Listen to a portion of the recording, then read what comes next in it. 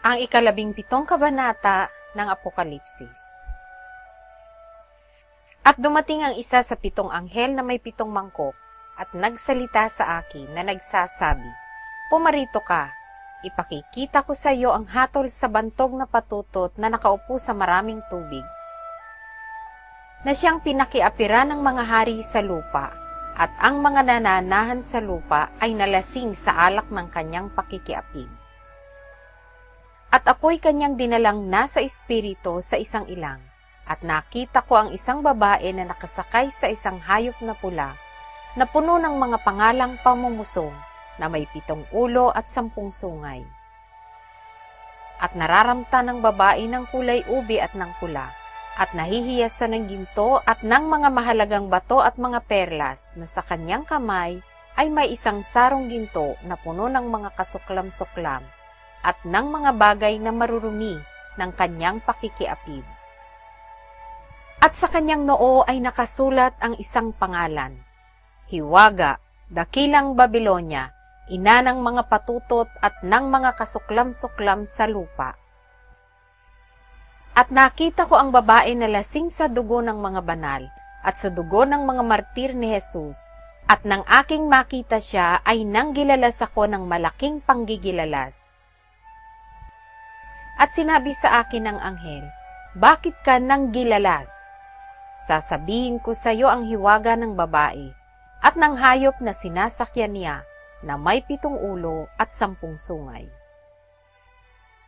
At ang hayop na nakita mo ay naging siya, at wala na, at malapit ng umahon sa kalaliman, at patungo sa kapahamakan, at silang mga nananahan sa lupa ay manggigilalas na ang kanilang pangalan ay hindi nakasulat sa aklat ng buhay mula nang itatag ang sanlibutan, pagkakita nila sa hayop kung paanong naging siya at wala na, at darating." Narito ang pag-iisip na may karunungan. Ang 7 ulo ay 7 bundok na kinauupuan ng babae.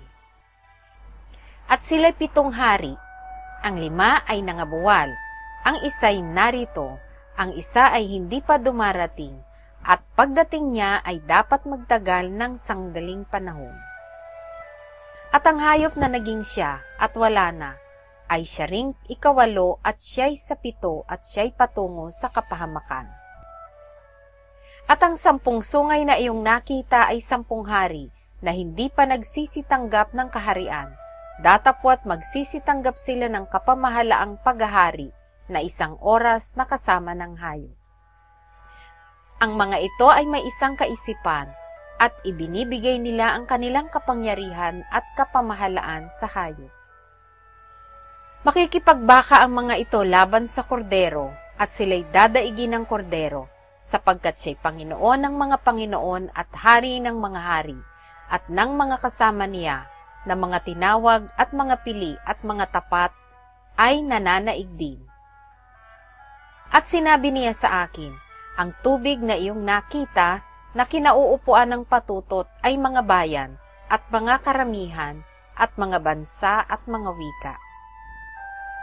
At ang 10 sungay na iyong nakita at ang hayop ay siyang nangapupuot sa patutot, at siya'y pababayaan at huhubaran, at kakanin ang kanyang laman, at siya'y lubos na susupukin ng apoy.